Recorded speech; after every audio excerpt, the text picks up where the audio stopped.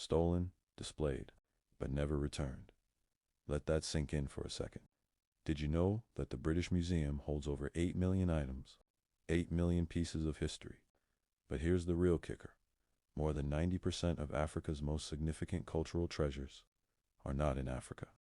They're in Europe, sitting in museums, thousands of miles from home.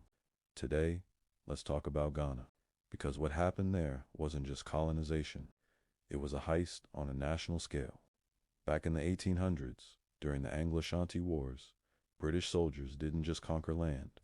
They looted. They systematically stripped the Ashanti Empire of its soul.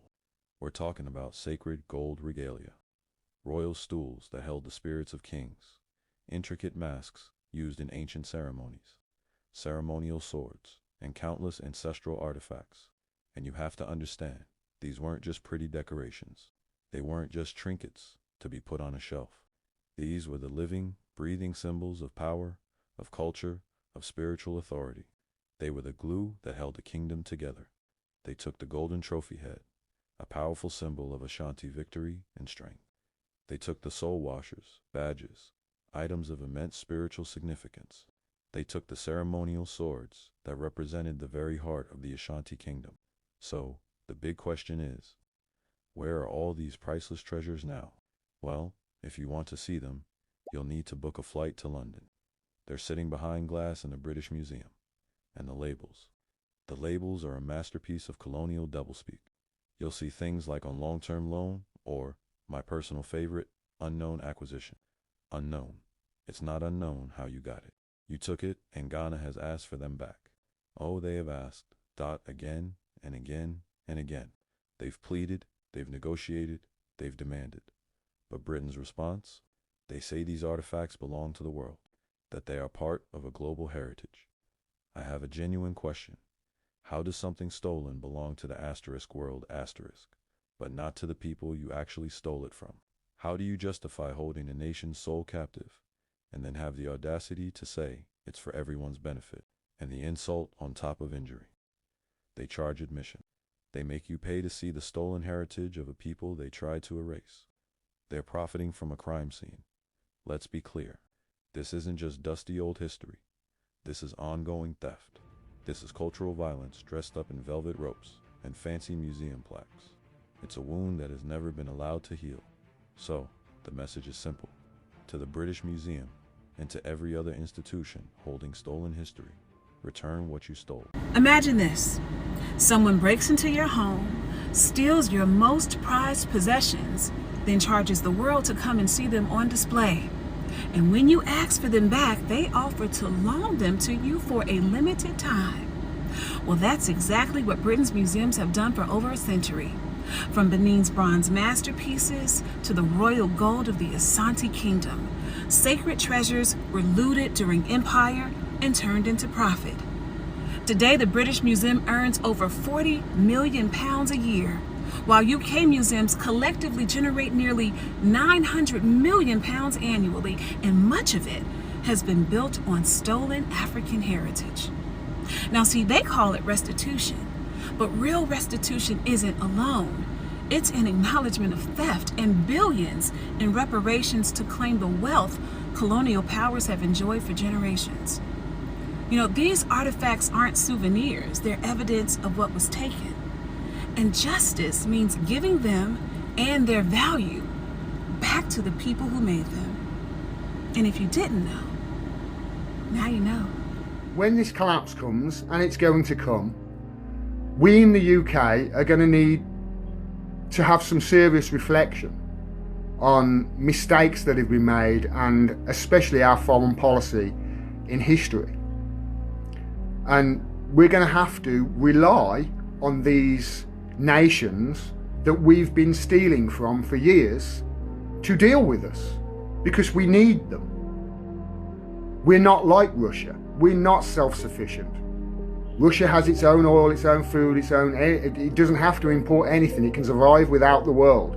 We, a tiny little island, do not have that luxury. We need to import. That's why we've stolen so much history. So what happens, do you think, in the next decade as African countries are rising and getting more powerful. And the Western countries that had them under their heel for so long, like the UK where I live, are on the way down and their economies are collapsing. What help do you think we're going to get from those countries that are becoming more powerful? How do you think that the Africans are going to look towards the English with regards to trade deals and buying their uranium off them if we need to? They're not going to look too kindly, are they? Especially if there's absolutely no apologies whatsoever. And as far as I can tell, this country doesn't apologise for jack shit.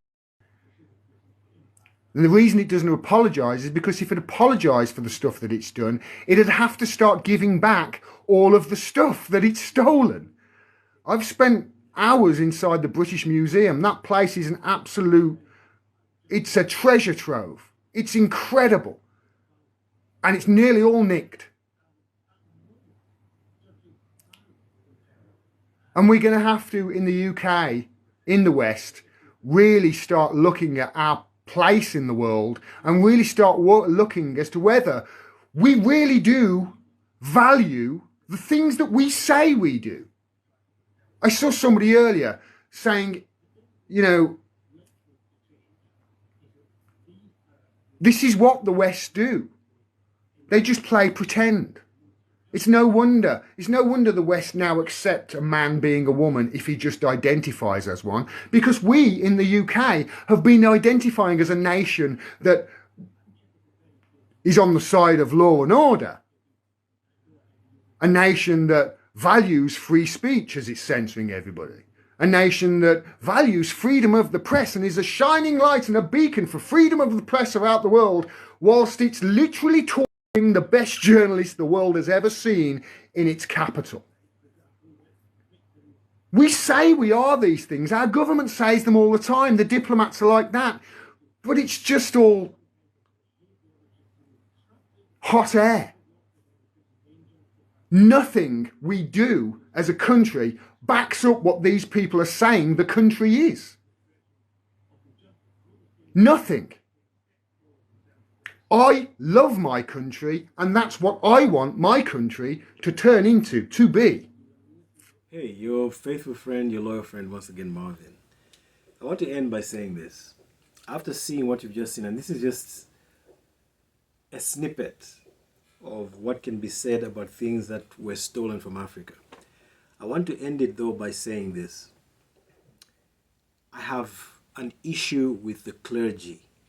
The African clergy, the African apostles and bishops and prophets who are always seeing in the spirit. Now, traditionally, I've grown up in a large part of my adult life has been in the church. The last 3 decades has been in the church. And all I've heard is how that the devil has stolen. And I've come to a realization, those of you that have been following me very closely, you've heard me make pronouncements that have since left the church. And by leaving the church, I don't mean that I've become enemies with church people or enemies to do with anything to do with the church. But it just dawned upon me that the church isn't preaching the truth.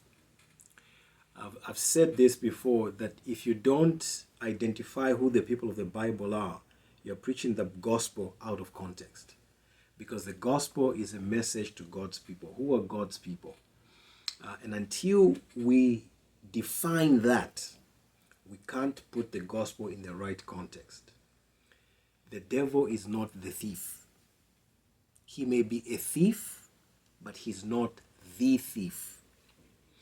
And I regret to learn and realize that the church, by constantly preaching that the problem is the devil or the thief is the devil, they've added to the deception of the people of God. And until we change that, we will continue to deceive the people.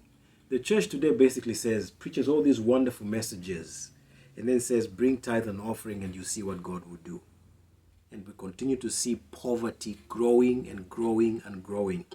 But the apostles and the bishops and the reverends getting richer, getting more comfortable lives.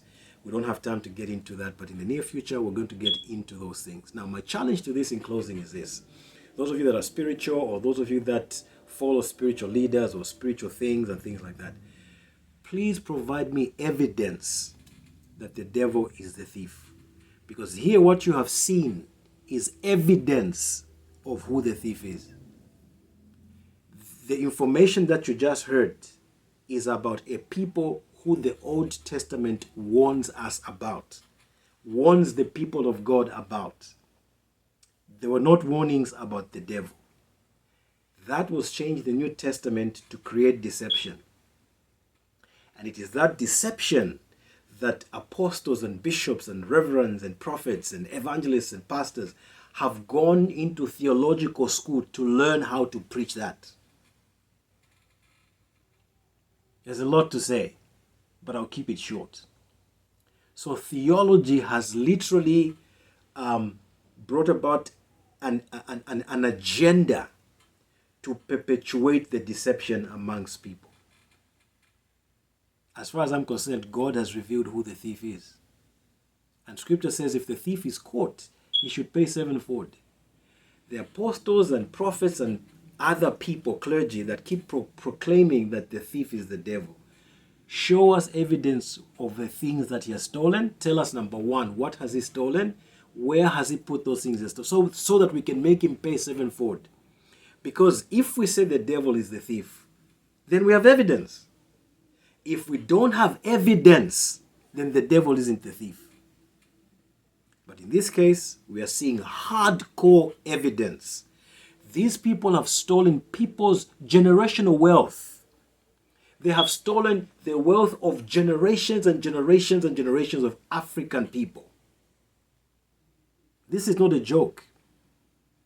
And it is only if and when the apostles in Africa would lead the charge to have these things brought back to the people so that the people can have a foundation on which to build their lives.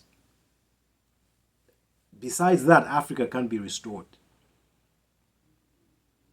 There's no clergy that is going to convince me that they have been sent by God to save the people if they can't bring out this truth. If they can't speak the truth. If they don't have the courage to speak the truth. God has revealed who the thief is. I've said before in other videos that the devil, yes, is a problem. The devil, yes, is wicked, is evil. He does evil things. But a lot of the problems that we deal with in our lives in this world, the devil probably causes maybe 10%, maybe even much less. In some cases, nothing. 90% of the problems on this earth are caused by the people that God warned God's people about in the Old Testament, which in the New Testament things were changed, plagiarized here and there to create this impression that the whole problem of the universe is the devil. But who is the devil? Leave your comments. Let's explore this subject and come to the truth and move together in unison. Thanks for watching. I'll see you on the next one. Have a good day. Bye-bye.